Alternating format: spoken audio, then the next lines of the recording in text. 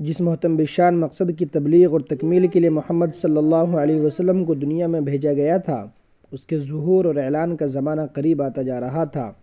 انسانیت کی تاریخ کا آخری اور سب سے زیادہ روشن ورق الٹنے کے لیے قدرت کے ہاتھ جنبش میں آنے والے تھے۔ اندھیرا آپ ہی آپ کپ کپا رہا تھا اور سمٹتا جا رہا تھا، جیسے اجالے کے لیے جگہ خالی کرنی ہو۔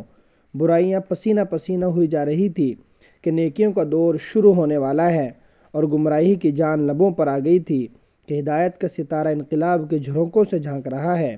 کائنات کا ایک ایک ذرہ تبدیلی محسوس کر رہا تھا، اور جب اپنی پوری جوانی پہ آ چکی دنیا جہاں کے واسطے ایک آخری نظام آیا کا پیام فضا میں گونج رہا تھا۔ محمد صلی اللہ علیہ وسلم پر غور و فکر اور استغراق کی کیفیت طاری رہنے لگی۔ مکہ سے تھوڑی دور پر حرا نام کا ایک غار تھا۔ آپ ستو پانی لے کر وہاں چلے جاتے اور کئی دن تک ریاضت، عبادت اور غور و فکر میں ڈوبے رہتے۔ نفس کا یہ مجاہدہ اور استغراق کی کیفیت کسی غیبی نمود کی منتظر تھی۔ دل و نگاہ کو نہایت بے چینی کے ساتھ کسی پیغام کا انتظار تھا۔ طبیعت بہت بے قرار سی رہتی۔ اسی تلاش و حیرانی اور بے قراری کو قرآن نے ضال سے تعبیر کیا ہے۔ قلب مبارک کی بے چینی دن رات بڑھتی جا رہی تھی۔ کھانا پانی نپٹ جاتا، پھر بھی بھوکے پیاسے خدا کی یاد تنہائی میں ہوتی رہتی۔ حقیقت منتظر 40 سال سے جھانک رہی تھی، مگر پورے طور پر کھل کر سامنے نہیں آئی تھی۔ نگاہیں بار بار آسمان کی طرف اٹھتی اور سجدے میں جھک جاتی۔ انتظار اور مسلسل انتظار، یہاں تک کہ غار حرا کے اندھیرے میں یکایک ایک روشنی نمودار ہوئی۔ ناموس اکبر خدا کا پیام لے کر حاضر ہوا، اور اس ربانی پیام کے الفاظ پوری ترتیل کے ساتھ محمد صلی اللہ علیہ وسلم کی زبان سے دہرائے گئے۔ اس پیام اور وحی اولین میں خدا کے نام کے ساتھ انسان کی تخلیق کا ذکر تھا۔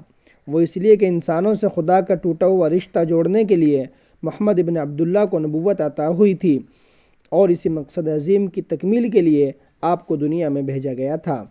کسی معمولی فرمانروا حاکم اور افسر کا حکم پڑھ کر اور پیام سن کر دل کی حالت دیگرگوں ہو جاتی ہے، اور یہ تو رب السماوات والارض کا پیام تھا۔ اس کی طرف سے وحی بھیجی گئی تھی جس کی ربوبیت اور قدرت سارے عالم کو گھیرے ہوئے ہے، جس کے ہاتھ میں تمام لوگوں کی پیشانیاں ہیں۔ وہ اگر چاہے تو یہ اونچے اونچے پہاڑ پلک جھپکنے سے پہلے دھوئیں کی طرح اڑ جائیں، پرشور سمندر ریگستان بن جائے، اور ٹھنڈے ستاروں سے انگارے برسنے لگیں۔ فطری طور پر اتنا عظیم الشان قیام کے بعد قلب کو ان کے ساتھ ہیبت سے بھی متاثر ہونا چاہیے تھا۔ یہی انسانی فطرت ہے۔ حضرت محمد صلی اللہ علیہ وسلم کا دل بھی ہیبت الہی سے متاثر ہوئے بغیر نہ رہ سکا۔ یہ پیام اگر محمد الرسول اللہ صلی اللہ علیہ وسلم کی جگہ کسی پہاڑ پر نازل ہوتا تو یقیناً پہاڑ ریزے ریزے ہو جاتا۔ یہ اس ذات قلب پروقار کی طاقت تھی جو ذمہ داری کے اس بارے گراں کو سہ لیا۔ جبرائیل تھے، خدا کا کلام تھا، تجلیاں تھی، محمد عربی تھے، اور غار حرا تھا۔ ہم تو بس اتنا ہی کہہ سکتے ہیں کہ جو بات ہمارے قلب پر نہیں گزری، جس کو ہم نے اپنی آنکھوں سے نہیں دیکھا، اس کی تشریح آخر کس طرح ممکن ہے؟ وحی الہی کی کیفیت محبت وحی کے سوا اور کون بتا سکتا ہے؟ یہی وہ مقام ہے جہاں لفظ کام نہیں دیتے۔ زبان و بیان کا جس جگہ دم گھٹنے لگتا ہے، زبان گنگ ہو جاتی ہے اور قلم کانپ جاتا ہے۔ ہم زیادہ سے زیادہ اپنی زبان میں اتنا کہہ سکیں گے کہ غار حرا کی تقدیر چمک گئی، اس کے ذرے رشک طور بن گئے، تمام گرد و پیش تجلی زار نظر آنے لگا۔ مگر یہ سب رسمی تشبیہیں ہیں جو ہر کسی کے لیے استعمال ہوتی رہتی ہیں۔ محمد رسول اللہ کو جن تجلیات اور کیفیات کا مشاہدہ اور احساس ہوا، ان پر یہ رسمی باتیں زیب نہیں دیتی۔ ہمارے حواس یعنی کیفیات اور مشاہدات کا خواب بھی نہیں دیکھا، ان کا اظہار ہم کر بھی تو نہیں سکتے۔ فلسفے کو اس منزل میں آ کر حیرانی ہوتی ہے، عقل کی آنکھوں میں چکچوند پیدا ہو جاتی ہے اور دماغ سراسیمہ ہو جاتا ہے۔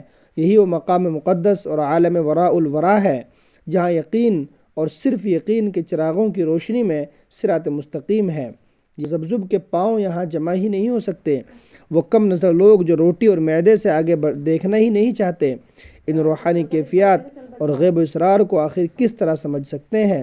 اس پر یقین لانے کے لیے کورل مارکس اور اسٹالن کا دماغ نہیں، ابوبکر صدیق، علی مرتضیٰ، بلال حبشی کے قلوب عرفان و آثار چاہیے۔ محمد رسول اللہ غار حرا سے مکان تشریف لائے تو پیشانی مبارک سے پسینہ پسینہ ٹپک رہا تھا، ہیبت الہی سے چہرہ متغیر تھا۔ گھر آتے ہی حضرت خدیجہ سے فرمایا، مجھے چادر اڑھاؤ، چادر اڑھاؤ۔ خدیجہ نے جلدی سے دوڑ کر چادر اٹھائی اور آپ کو اڑا دی۔ آپ نے پورا واقعہ سنایا۔